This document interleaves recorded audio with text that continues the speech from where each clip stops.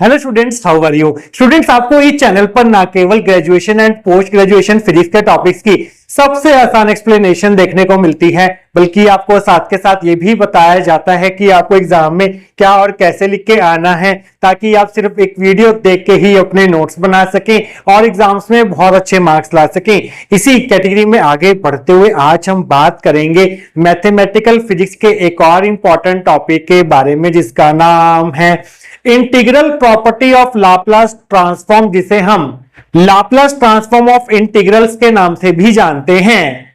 तो स्टूडेंट, सबसे पहले हम डिस्कस करेंगे integral property of Laplace transform की स्टेटमेंट, और उस स्टेटमेंट को हम फिर प्रूव करेंगे, और सबसे लास्ट में हम इस टॉपिक पर बेस्ड एक न्यूमेरिकल भी स्टडी करेंगे।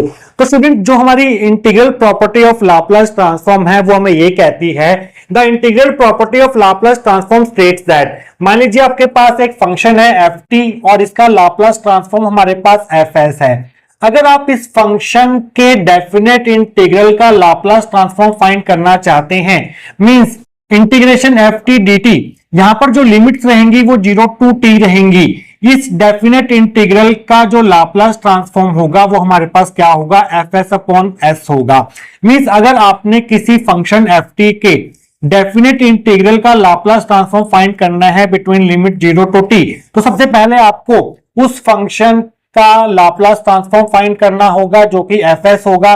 फिर आपको सिंपली उस fs को s से डिवाइड कर देना है, तो आपके पास इस डेफिनेट इंटीग्रल का लाप्लास ट्रांसफॉर्म आपको मिल जाएगा। तो स्टूडेंट्स, हमें इसी प्रॉपर्टी को प्रूव करना है, मींस आपको ये दिया हुआ है और आपको ये प्रूव करना है। तो आइए हेडिंग बना लीजिए प्रूफ। तो हमें गिवन है L of ft is equal to fs, ft का लाप्लास ट्रांसफॉर्म जो है वो fs हमें गिवन है, ये हमारी फर्स्ट इक्वेशन होगी। हमने इसका लाप्लास ट्रांसफॉर्म फाइंड करना है, इसे हम मान लेते हैं, इसको जो सॉल्व करके आएगा वो भी एक t का फंक्शन होगा, और उस फंक्शन को हम मान लेते हैं gt। Let gt is equal to integration 0 to t ft dt। तो हमने इस फंक्शन को, इस डेफिनेट इंटीग्रल को एक अनदर फंक्शन gt मान लिया, ये हमारी सेकंड इक्वेशन होगी, और इसी का हमें लाप्लास ट्रांसफॉर्म फाइंड करना है। मींस इसी gt फंक्शन का हमें लाप्लास ट्रांसफॉर्म फाइंड करना है, जो कि हमें इसके बराबर प्रूफ करना है, जहां पर fs जो है ft का लाप्लास ट्रांसफॉर्म है।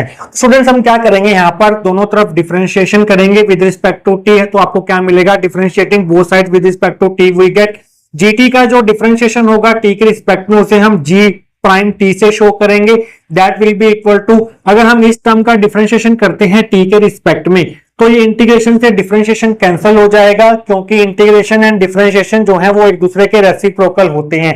तो यहां पर आपके पास सिंपली ft रह जाएगा, डिफरेंशिएशन से इंटीग्रेशन कैंसिल हो जाएगा। ये हमारी थर्ड इक्वेशन होगी। तो स्टूडेंट्स, नेक्स्ट स्टेप में आप क्या करेंगे, सेकेंड इक्वेशन में दोनों तरफ t इक्वल टू 0 पुट करेंगे, तो आपको क्या मिलेगा, put t is equal to 0 into we get, इस t की जगह पर आप 0 पुट कर देंगे, g of 0 is equal to, आपको क्या करना है, इस लिमिट में जहां पर t है वहां पर 0 पुट करना है, यहां पर आप 0 नहीं पुट करेंगे। t इक्वल टू 0 पुट करने का मतलब ये है कि इस डेफिनेट इंटीग्रल की जो वैल्यू होगी between the limits 0 to 0, t की जगह हम 0 पुट करेंगे, वो हमें देखना है यहां पर क्या होगा।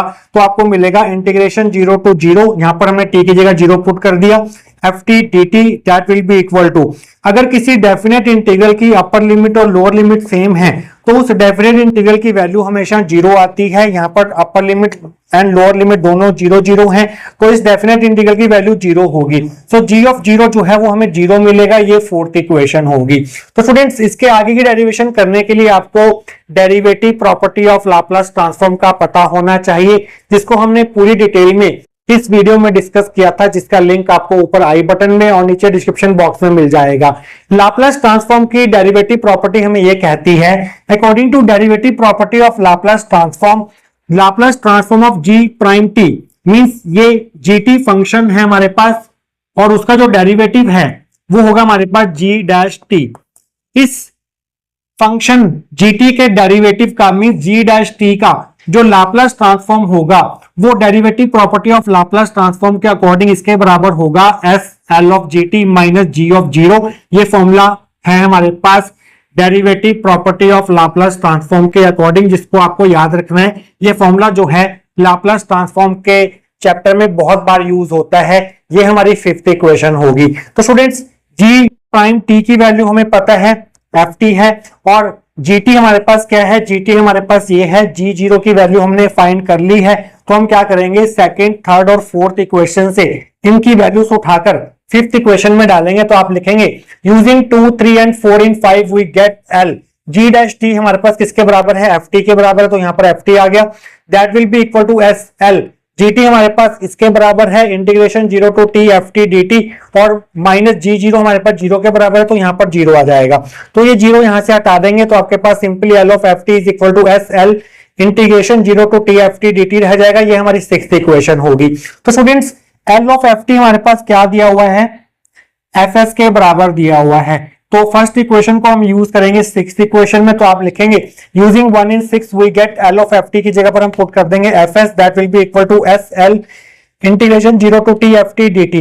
इस एस को हम नीचे भेज देंगे तो आपको मिल जाएगा L of integration 0 to T F T D T is equal to F S upon S. और यही है हमारे पास proof of integral property of Laplace transform, जो हमने यहां पर प्रूव कर दिया है। किसी फंक्शन एफ टी के डेफिनेट इंटीग्रल का जो लाप्लास ट्रांसफॉर्म होगा 0 टू टी के बीच में, वो एफ एस अपॉन एस के बराबर होगा, जहां पर एफ एस जो है, एफ एस क्या है हमारे पास, यह है Laplace transform of function F T. तो इस फॉर्मूला को आप याद रखेंगे। इस फॉर्मूला को हम बहुत सारी प्रॉब्लम्स को सॉल्व करने के लिए यूज करते हैं। वो एक प्रॉब्लम हम डिस्कस करेंगे नेक्स्ट सेक्शन के अंदर। तो स्टूडेंट्स आइए डिस्कस करते हैं integral property of Laplace transform के ऊपर बेस्ड एक प्रॉब्लम। तो क्वेश्चन हमारे पास कुछ इस तरह से है, evaluate Laplace transform of integration 0 to T sin t by t dt। तो स्टूडेंट्स हमें इस डेफिनेट इंटीग्रल का लाप्लास ट्रांसफॉर्म फाइंड करना है।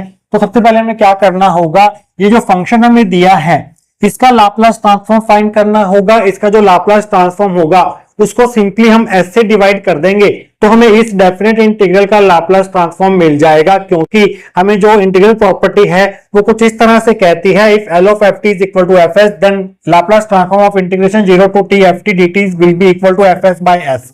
तो स्टूडेंट्स ध्यान से देखिए, हमें इस फंक्शन का पहले लाप्लास ट्रांसफॉर्म फाइंड करना है। यहाँ पर साइन टी के नीचे टी है, तो पहले हम साइन टी का लाप्लास ट्रांसफॉर्म फाइंड करेंगे। Laplace transform of sine T क्या होता है हमारे पास, 1 अपॉन एस स्क्वायर प्लस 1 का स्क्वायर, क्योंकि लाप्लास ट्रांसफॉर्म ऑफ साइन 80 का फॉर्मूला होता है a upon S square plus A square. यहाँ पर a हमारे पास 1 है तो यहाँ पर भी 1 आ गया, और यहाँ भी 1 का स्क्वायर आ गया। 1 का स्क्वायर 1 होता है, तो यहाँ पर सिंपली हम 1 लिख देते हैं। तो स्टूडेंट्स अब हमें क्या करना है, साइन टी को t से डिवाइड करना है। तो यहाँ पर हमें divide by t property of Laplace transform use करना होगा। According to divide by t property, L of F T is equal to F S, then L of F T by T जो है वो इक्वल टू होता है integration S to infinity F S D S. Means अगर आप F T by T का Laplace transform find करना चाहते हैं तो आपको सिंपली क्या करना होगा, इस एफ टी के लाप्लास ट्रांसफॉर्म को इंटीग्रेट करना होगा between the limits S to infinity.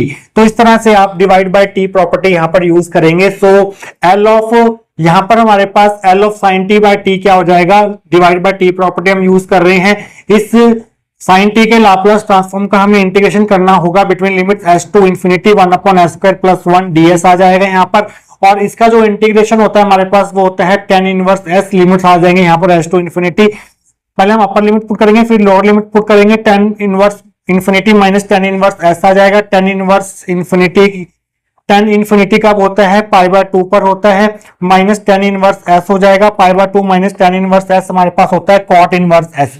So L of sine T by T जो है वो cot इनवर्स s आ गया हमारे पास। मींस हमें L of F T equal to F S हमें फाइंड कर लिया है। ये हमारा एफ टी है और ये हमारा एफ एस है। अब हमें क्या करना है, इसके डेफिनेट इंटीग्रल का लाप्लास ट्रांसफॉर्म फाइंड करना है। तो हम यहाँ पर यूज करेंगे integral property of Laplace transform. Using integral property of Laplace transform we have L of integration 0 to T sin t by t dt will be equal to, ये जो हमारे पास एफ एस आया है, इस फंक्शन का जो Laplace transform आया है उसे आपको सिंपली s से डिवाइड कर देना है, means cot inverse s by s हो जाएगा। तो ये होगा हमारे पास फाइनल आंसर। इस तरह से आप integral property of Laplace transform का यूज करके किसी भी फंक्शन के डेफिनेट इंटीग्रल का लाप्लास ट्रांसफॉर्म फाइंड कर सकते हैं between the limit 0 to T. यहाँ पर लिमिट जो है वो हमेशा 0 टू टी ही रहेगी।